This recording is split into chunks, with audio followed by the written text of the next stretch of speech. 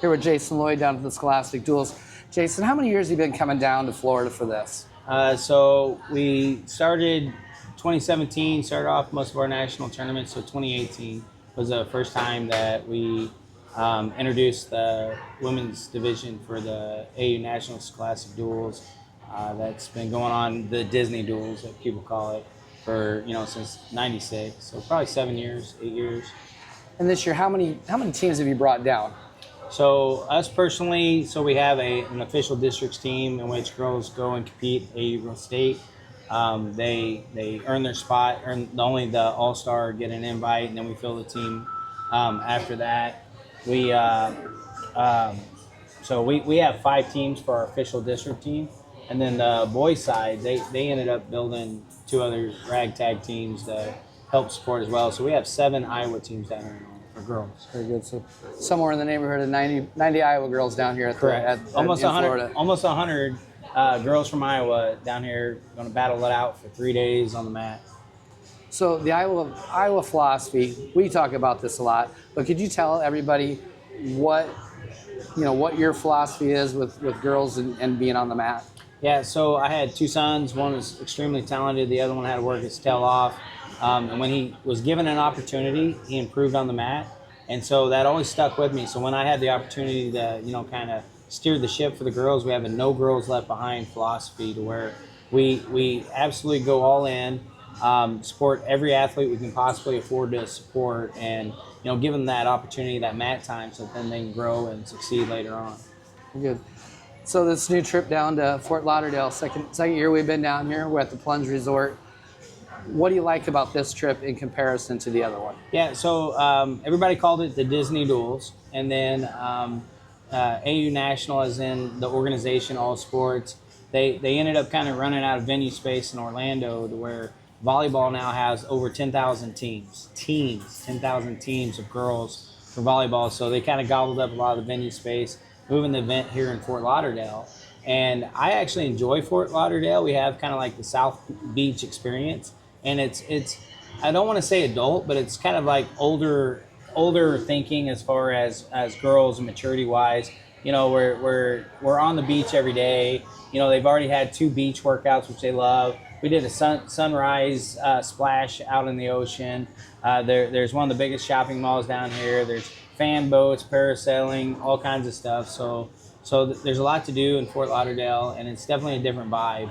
And the girls always loved beach day. It was always their favorite when we'd go to Daytona after the competition. So now they get beach day every day. There's been incredible growth in girls wrestling in the state of Iowa. AAU has a lot to do with that. Twin River Duels, 100 teams this year. But down here in Florida, you've had big growth. Can you compare from the first year you brought a team down to where you're at now, and some of the cool things that happened with that? Yeah, so in the beginning, when we integrated the girls into AAU Nationals across the board and added them to Scholastic Duels, Disney Duels, we almost weren't able to come the first year. And that's because you had to have a minimum of 8 athletes. And it was a big trip, and the population in Iowa really wasn't that big, especially high school girls in the postseason, which has been a huge focus for us. Like you said, we have 100 teams now in the postseason for Twin Rivers. Like, that was unheard of just a year or 2 ago, and it's still blowing our minds. And so, we've had a big push to develop that. And our first year, Allie Anderson was an alternate. And we had so many dropouts and this and that and, injuries that we ended up with a minimum of 8 girls at first to make our registration. And then once we got down here, we picked up some girls. We had a little looser rules, develop that team. But we went from barely filling 1 team to now, like I just mentioned, there are 7 full teams of girls coming out of Iowa down here, almost 100 girls.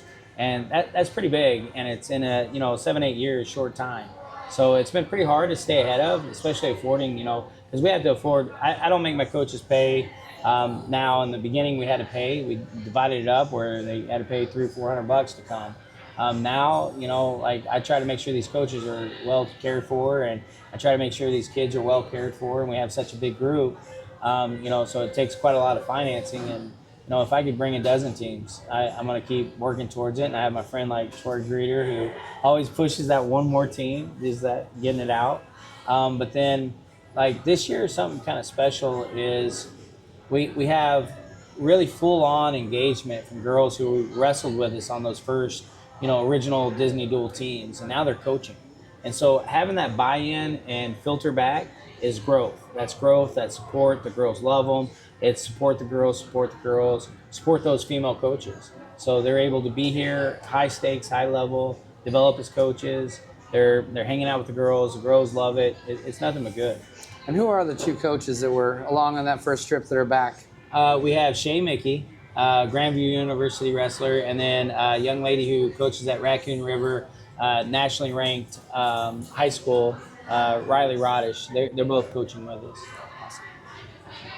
So Jason, one of your missions is to build the not just girls wrestling, but the coaching staff and female coaching staffs, because we both know how important that is. Talk about Twin Rivers first, kind of how you started with that mission, and then let's talk about our coaching staff down here. Yeah, so Twin Rivers, no girl left behind. We build as many Iowa teams as we possibly can. That breaks the mold. We've been breaking the mold the entire time. I remember early on conversations with the boys leadership. They're like, what are you going to do, build 100 teams? Well, yeah, if I can. And, what are you going to do? Let anyone coach or anyone wrestle? Yes, this is the mission.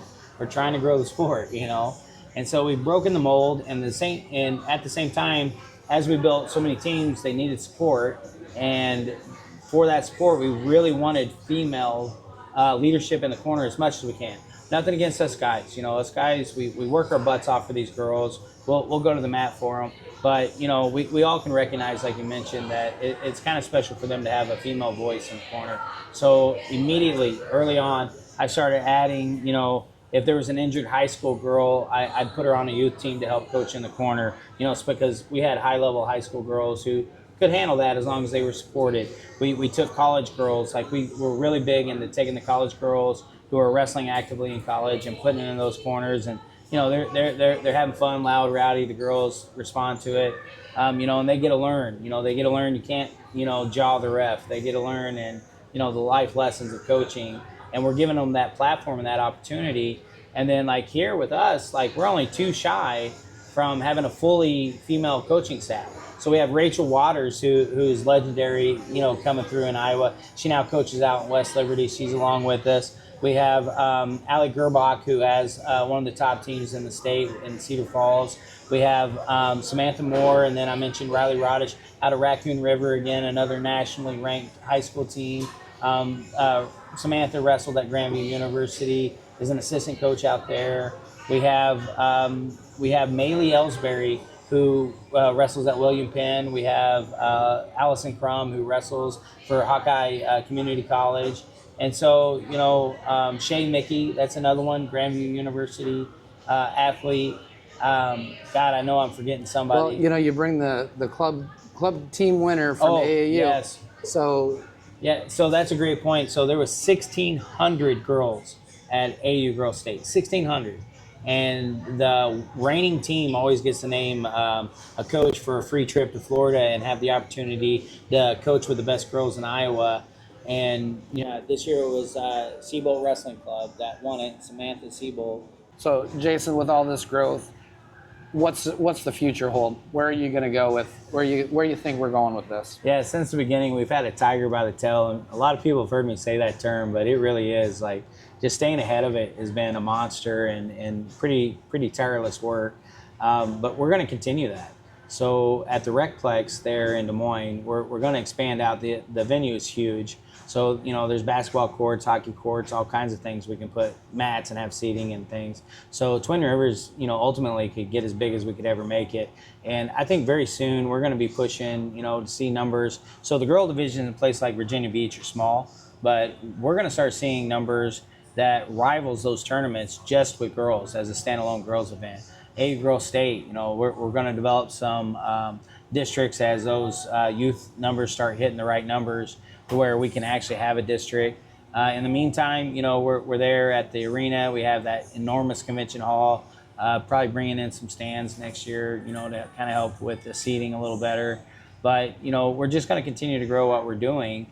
And, right now we're 1/3 the population of the boys, but our energy, we have the potential to, surpass them. And in Iowa, 13,000 AAU wrestlers are in Iowa. That's bigger than the Iowa High School Association, the Girls Union, and I'd like to see us rival the boys, if not going beyond them.